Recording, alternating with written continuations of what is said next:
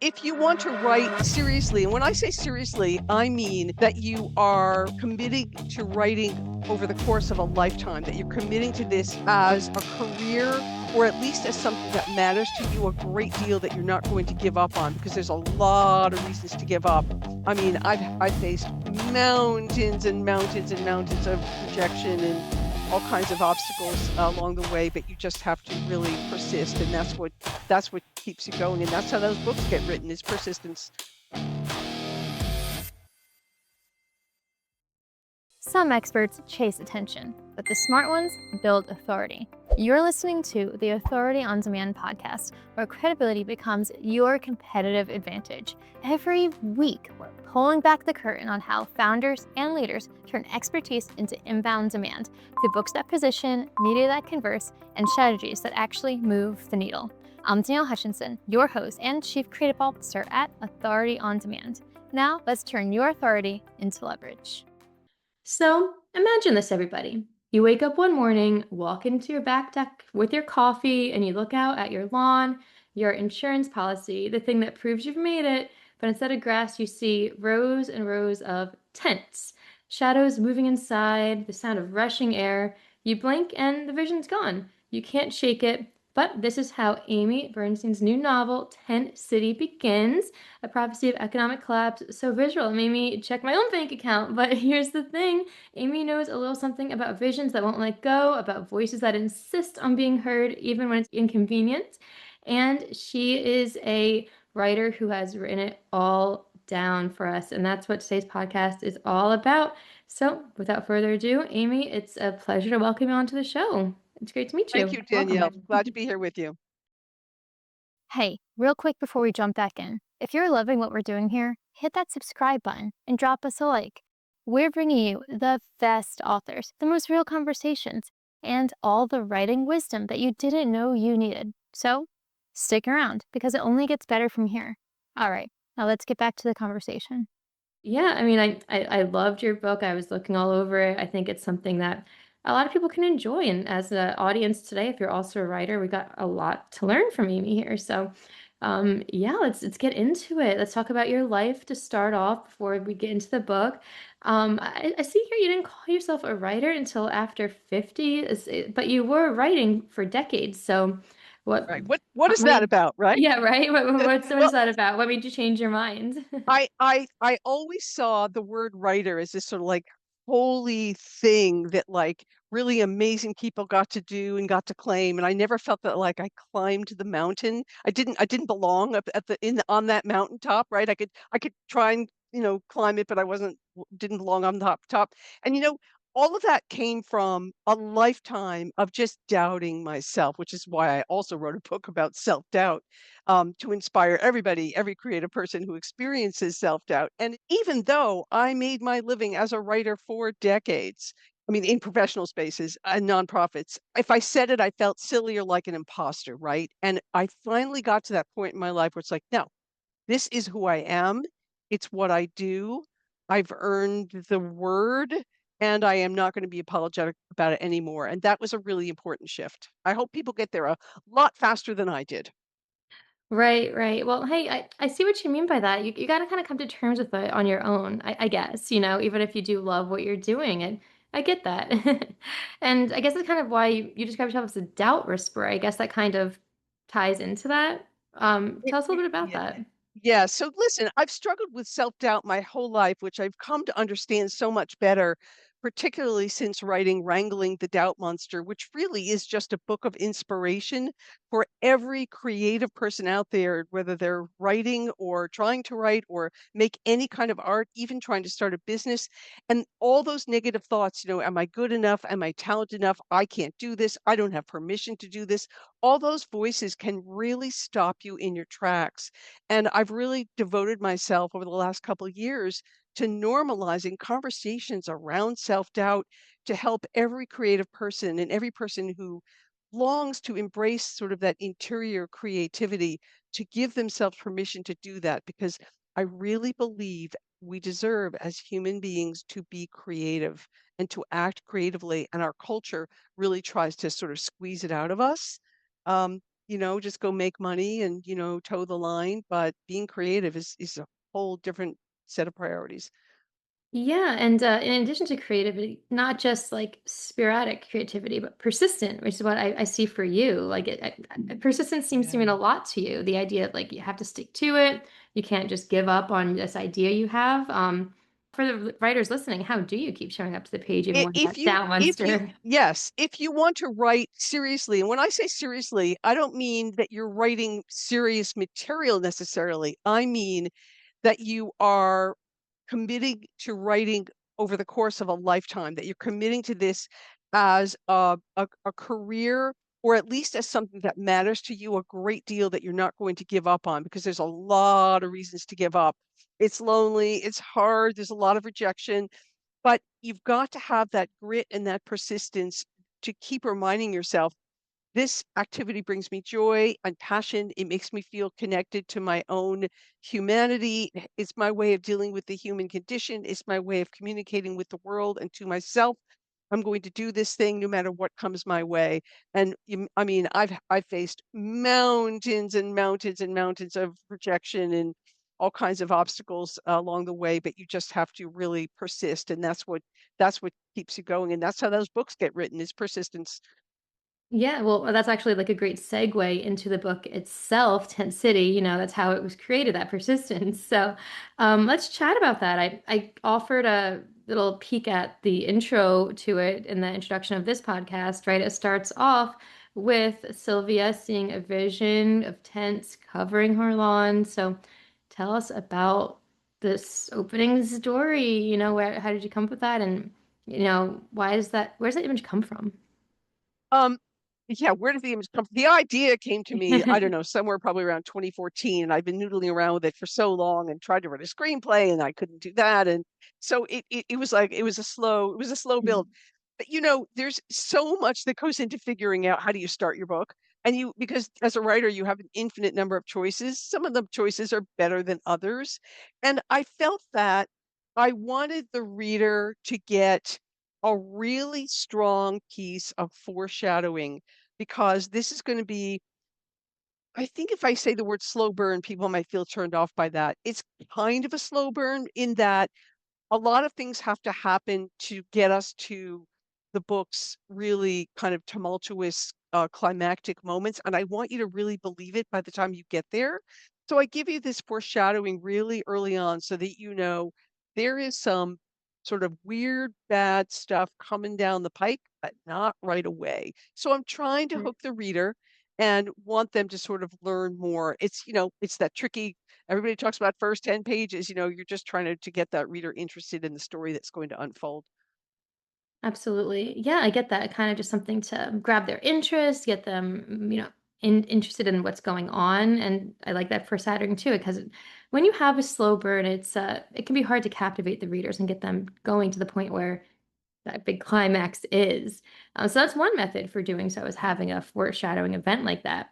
Did you, and not to say that it is a slow burn, but what other elements did you add in there to kind of get the audience to that point? I mean, it's super engaging, but from a writer's perspective, what might you recommend also in addition to that? I think as a writer, you're constantly looking at the act structure in your book, and there's so many tools that everybody can turn to learn about these different kinds of things. So save the cat, and a million other ways.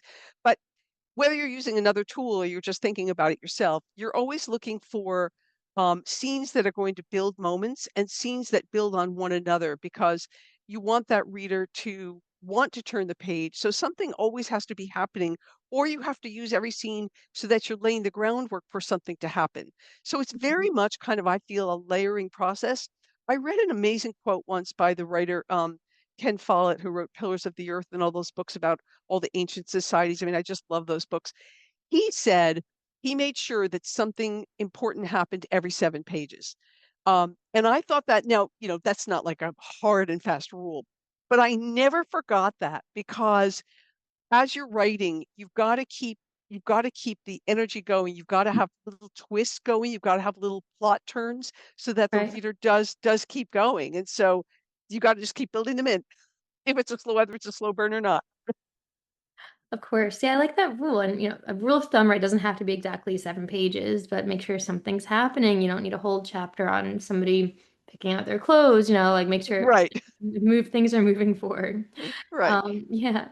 So back to your book in particular, Sylvia and Carson King, they're invested in the American dream, their insurance policy. Tell us about this. As your creator, do you sympathize with them as their world falls apart? Do you judge them? And I guess we should probably give some context to the audience too. So, let us know a little more about that. This is a story. It's really a family saga. It's about one family in particular, and there's some other families in the book as well. It's about one family in particular that just very typically leans into the so-called American dream. The notion that if you play by the rules, if you work hard, if you're ambitious, you'll continue to do well, you'll be successful, you'll make money, you'll sort of climb your career ladder, and everything's just going to be great for you, right? This is the assumption that many generations in this country have grown up with. I think we all know that those assumptions are very much being called into question. The American dream is very much being called into question. And so I loved writing the story about this family and their assumptions and how really everything they assumed is undermined and kind of taken away from them by circumstances. So nothing goes the way they ever would have envisioned it. And I think that's very much a metaphor for what's going on in our country today in so many ways. Um, it's not smooth sailing for the vast majority of us. And I think this story in its own way reflects that.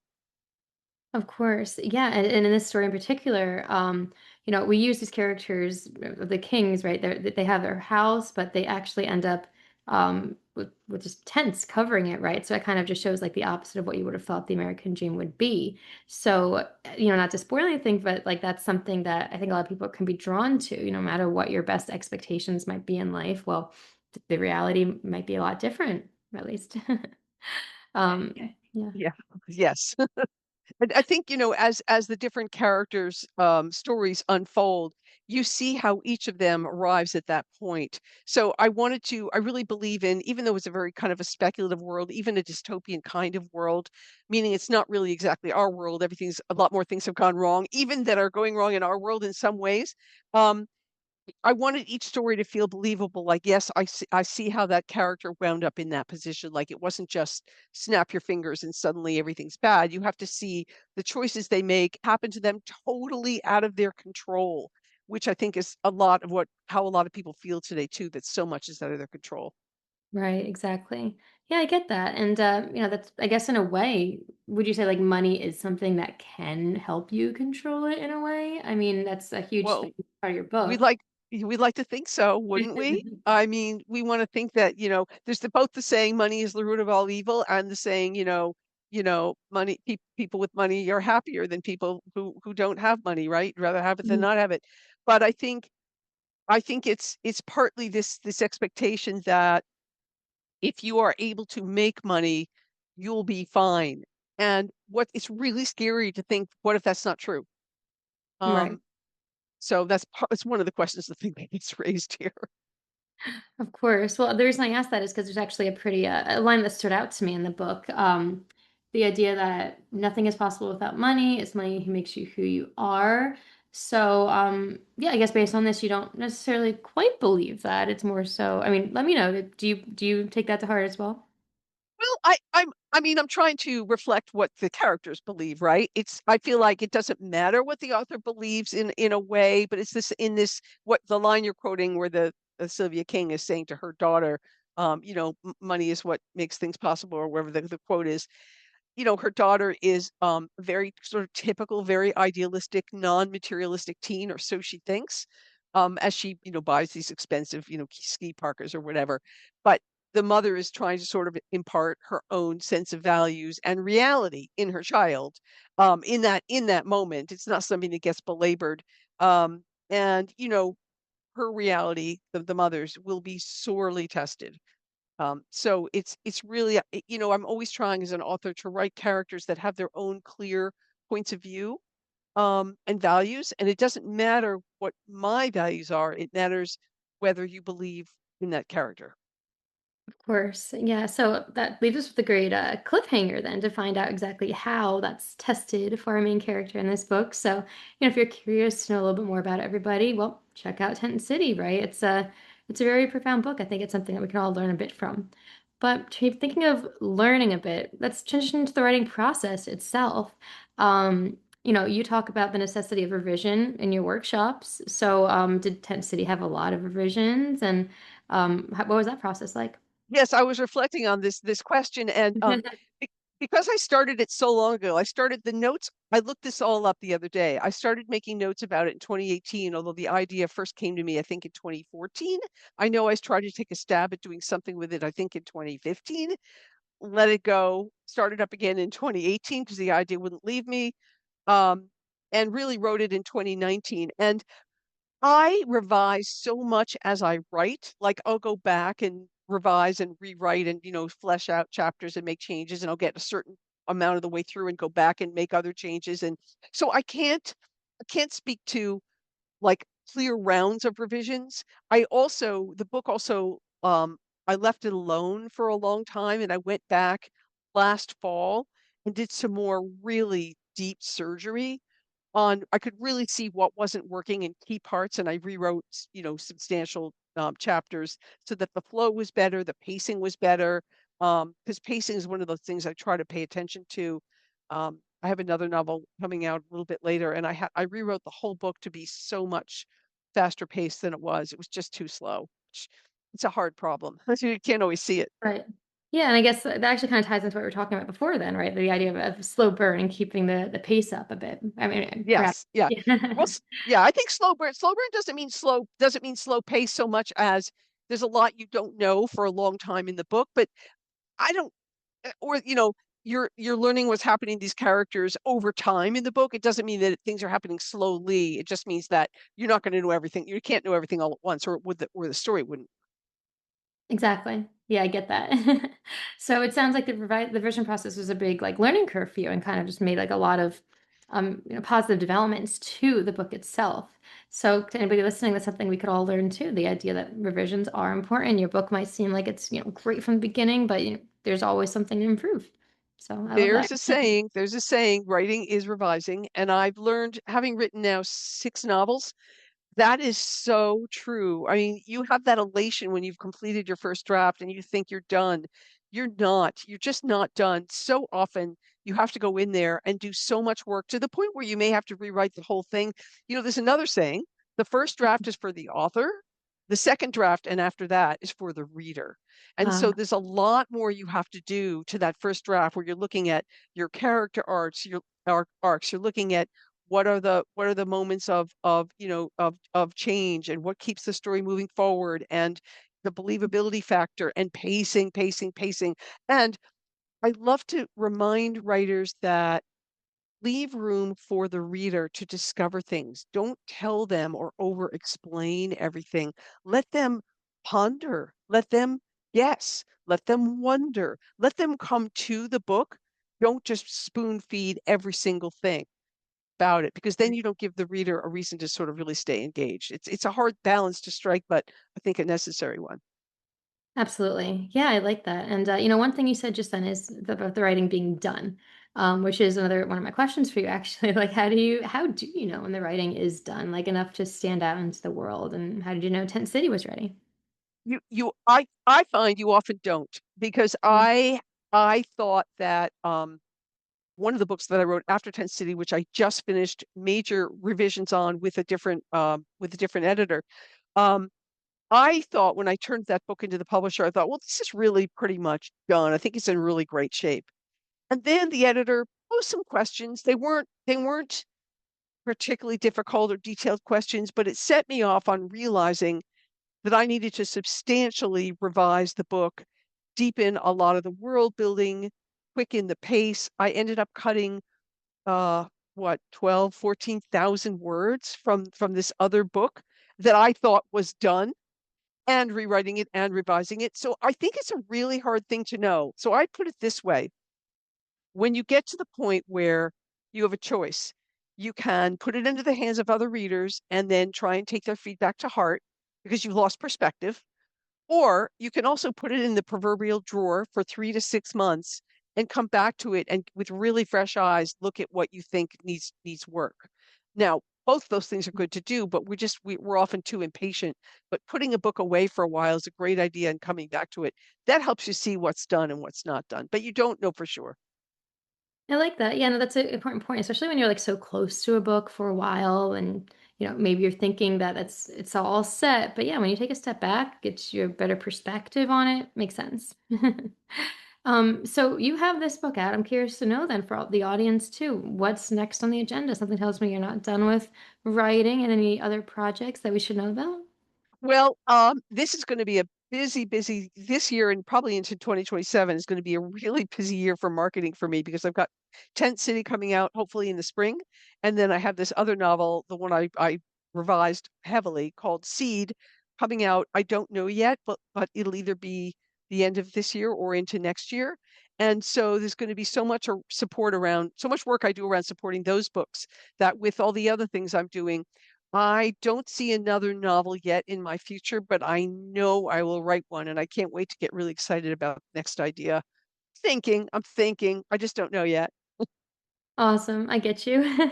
Well, hey, I'm busy year in general. I love that. And I guess the best thing we could do then is to stay up to date and, you know, be in touch and know when these new things do come out. So where's the best place for people to find you? I know you have a Substack, for example. So I do. The Substack is called Doubt Monster. It's just a great read for creative people who want to feel really seen with their own sort of creative challenges and struggles and doubts. I write that weekly. And then my website where you can pre-order Tent City, and you'll see the synopsis there. And I have to say, I love the cover. Um, it's amywrites.live. Just Amy, AMYWRITES .live, LIVE. Just go there and you'll find everything. I love that. Well, we're also going to have a link in the description box of this podcast. So Great. if you're interested, guys, yeah, just click on over and get in the know. That's all you can do. And I mean, Amy here is a wealth of wisdom, as you've heard today, and it only gets better. So click on over and, do it.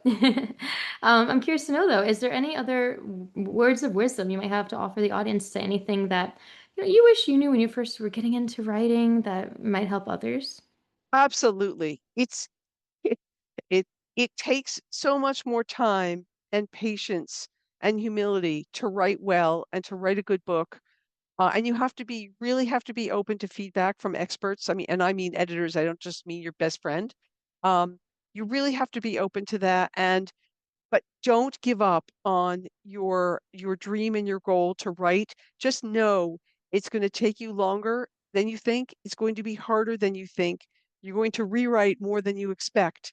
And it's you may feel elation followed by anticlimax at the end, but it is so worth it. It's worth sticking to it. So just go out there and write your passion. I love that. Just go out there and write. Just got to stick to it. I love all of this. I think it's stuff that, again, we can all benefit from. And we've all been there and done that, right? Especially the idea of, keeping up to it, circle back to persistence. We all love to write, but in order to get it done, well, you got to keep at it. So I love all of this. Amy, it's been a pleasure to meet you. It's been exciting to hear about Tent City and everybody listening today. If you're inspired, again, the link's in the description box of this podcast. Amy's got the blueprint. She has the strategies for wrangling those doubt monsters. So, get in touch if you're looking for more info on who you're supposed to be in life. Amy, it's been a pleasure. Thank you. Thank you so much for the conversation, Danielle. Yeah, same back at you. And everyone listening, keep writing, keep inspiring, and keep pursuing your dreams. We'll see you next time on the Authors on Mission podcast. That's a wrap on another episode of the Authority on Demand podcast. If today's conversation sparked something in you, don't keep it to yourself. Share this episode with a founder or a leader who's ready to stop being the best kept secret in their industry. If you want to turn your expertise into inbound demand, head to authorityondemand.com to see how we help clients go from unknown to in demand. I'm Danielle Hutchinson, and I'll catch you on the next one. Now, go build some authority.